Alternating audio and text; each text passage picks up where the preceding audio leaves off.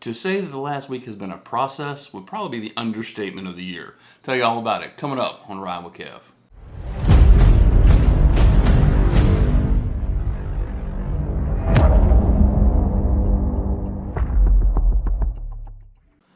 What's going on, guys? To the new subscribers, welcome in. Usual suspects, welcome back. We have a lot to get into in this video, and full disclosure, because I like to be honest, this video is probably one that's going to be way more informational than entertaining. Not that my videos are entertaining, but just be a whole lot of facts. Now, I'll try and include some nuggets that hopefully help you guys out. But those of you that are following my process or even considering starting the process of your own authority, this video is going to have a lot of information. And I've got to get into that, so I'll sum up the end of last week very easily. I got a load home, got home Thursday, turned all the stuff in to the company I was with, and I will say this just because it's important. What I learned, and you say what you want about the whole 1 month that I drove for them, what I learned in that 1 month was invaluable information that saved me a ton of time, money, and energy with setting this whole gig up for ourselves. So I gotta say, if you have the ability to get a truck and you're thinking about leasing onto a company, it is not the worst thing. I don't try not to make it sound like they were just horrible and do anything like that. It was nothing that they did. I'm just in a different position, but the information was just invaluable. And I'll talk about a lot of that in this video. So, as you know, as I told y'all back when I was running, that we filed for our DOT numbers back on May 30th. And there's a mandatory 21-day waiting period. Nothing you can really do about that. So that's why I was out running freight for the other company, trying to get all my ducks in a row. But we got home last Thursday, we spent the weekend with the kids, and we started the great adventure on Monday. And so, because I had my own truck already, I had my 2290, I had some stuff, but most of the stuff that I had was in the other company because I was leased onto them. And before you can activate your authority, before you can register your truck, before you can do anything, you have to have insurance, right? So file for the numbers. The next major step was insurance. And I looked at a lot of different companies. I had a lot of different quotes, but the one you all hear about is Progressive. And they may have been a little bit, and I'm talking like $100, $150 more than the other quotes that I got. But what I got for going with Progressive was what I needed. So I paid them their deposit on Monday. They sent that to the FMCSA. So as far as the authority going active, we're just in a holding pattern. We're just waiting on them to process their paperwork, do their thing, say you did it, say you didn't do it, yes, no, whatever. So, but because we had our insurance, we got to take our stacked this thick of paperwork. I think outside of like blood samples, everything you ever wanted to know or had to have documentation wise, got it all together, took it down to the DMV yesterday because they were closed on Tuesday, and got our portion of plates for our truck. Now, you want to portion plates because when you buy a truck, you don't pay sales tax. You go buy a car, you pay sales tax. You don't have to pay sales tax when you buy a big truck, especially because you're apportioned. You're running in so many states. Rather than pay the sales tax, you pay the apportion tax. And that was about $1,500. Now, that's new account set up just for the truck. So my truck now has my license plates. I now have my cab card for my truck. My truck is 100% legal in my company's name.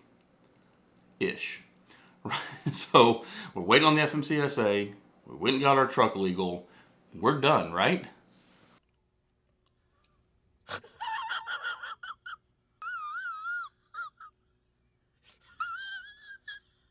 Yeah, not even close. So the next step that we have our tags, we're waiting on FMCSA, is IFTA. So I had to file with the state of Texas for my IFTA filing so that I can file quarterly and pay IFTA taxes. One of those things you just kind of have to do. I also had to apply for my permits. And what that means is there are certain states that you can't file your IFTA for with just your state. In my state, they pay IFTA to all the places that I ran. But New York, Kentucky, I did not do New Mexico because you can get day permits through New Mexico and Oregon, because Oregon is a whole different beast, and you can get up to 5, temporary go through their state permits. So those states I did not do. New York, Kentucky I did do, which means when I file my IFTA, I go to the state of Texas and file my IFTA, and then I have to go to those individual states, even if I didn't run in them, and file their IFTA. So we're waiting on those permits to come through. Also, great state of Texas, whom I love. Let's say I get a load out of Oregon to Houston, right? Or, wherever, New York down to Austin, and I want to get home. Well, I live in Dallas. So in order to run Houston to Dallas, now instead of being interstate, I am now intrastate. So I had to file for my Texas DOT number. So we got the Texas DOT number filed as well. So we've got all the paperwork, permits are going, registration's going, that's it. Not even close. So another thing that you have to have, and this is one of the reasons that I went with Progressive, is you have to have an ELD. And with Progressive, they like Samsara, Qualcomm, and Motive. Keep Trucking. I've used Keep Trucking before. So I reached out to Motive, said, hey, I need an ELD. And they said, cool, who's your insurance with? And I said, well, my insurance is with Progressive. I said, okay. So normally it's a $150 charge for the equipment, which I think I've been getting overcharged at other places. And so the dash cam is $250, and then our gold package is $75 per month. But because you're with Progressive, the equipment is free, the dash cam is free, and Progressive pays $20 a month of your recurring charges, so it's $55 a month for your ELD. So the ELD is on order. It should be here next week, and we can start doing that. Well, that's great, but guess what?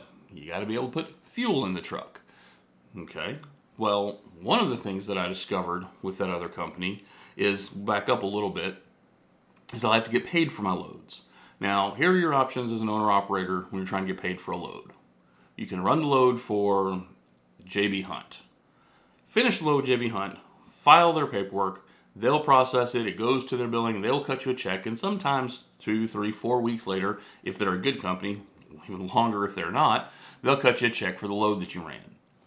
Or you can anytime you hear, and there's caveats here, but anytime you hear paid same day, that's called factoring, which again, most of you probably have heard of. And what the factoring is you complete the load, you submit your paperwork to them, they charge you a fee, but they pay you the next day, and then whenever JB Hunt, I'm just using an example, pays, they pay it to Apex, which is who I'm with, and then that's how they get paid. And so I went, like I said, with a company called Apex Capital. I've actually been using them a lot. Never would have heard of them had not been for the other company. I use them to set up all my stuff because I believe that this paperwork, there's not a lot of information on it.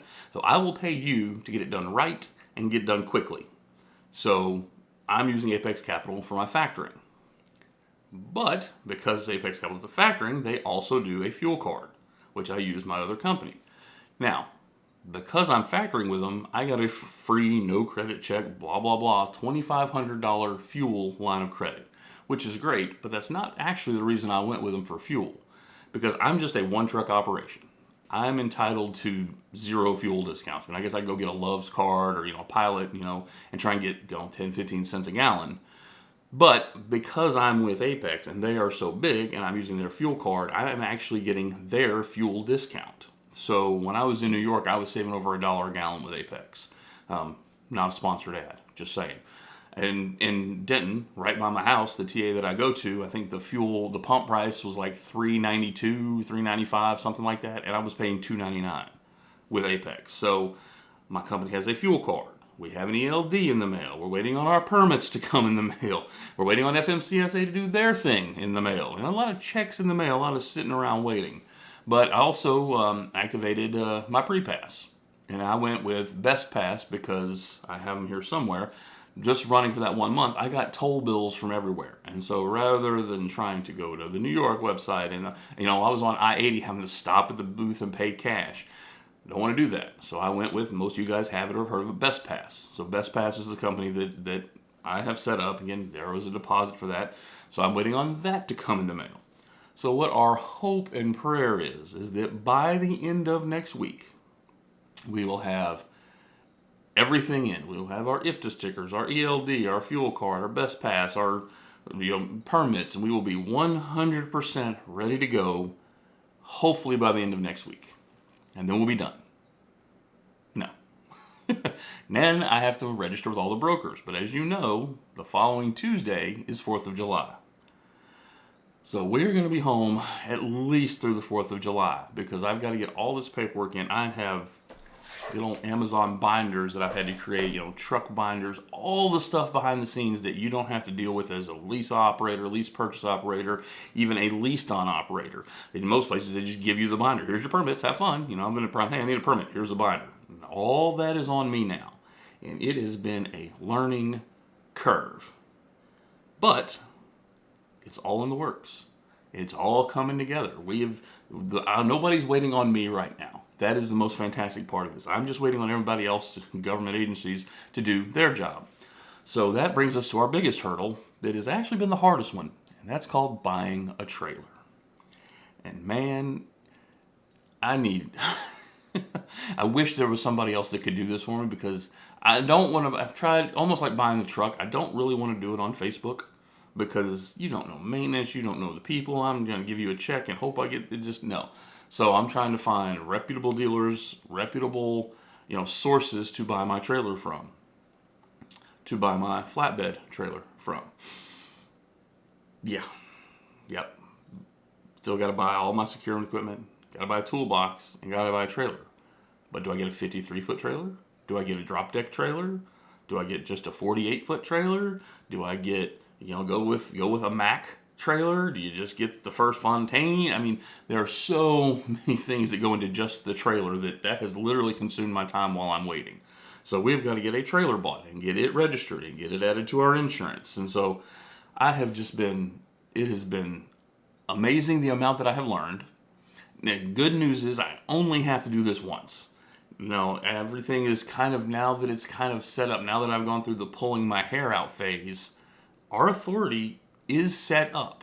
We're just waiting on stuff to come in. We're getting packages every day. It's like the UPS guy knows I live here now, not just my wife. But that is where we're at. We are going to get a truck tour of Babe next week. She's parked right outside the house right now. My neighbors just love me for that. We are going to get a video about buying a trailer. And then we're going to get a video about setting up with new brokers because I have now found 7 brokers that will work with me as a new authority. More of them need 30 days. Getting with these brokers, it's kind of like when you get your CDL, right? You walk out of that DMV with your new shiny CDL, there's only so many places you can go to work because they have to have a training program and insurance and ability to get trucks and all of that. But if you go you go to a mega carrier, well, guess what? There's mega brokers too.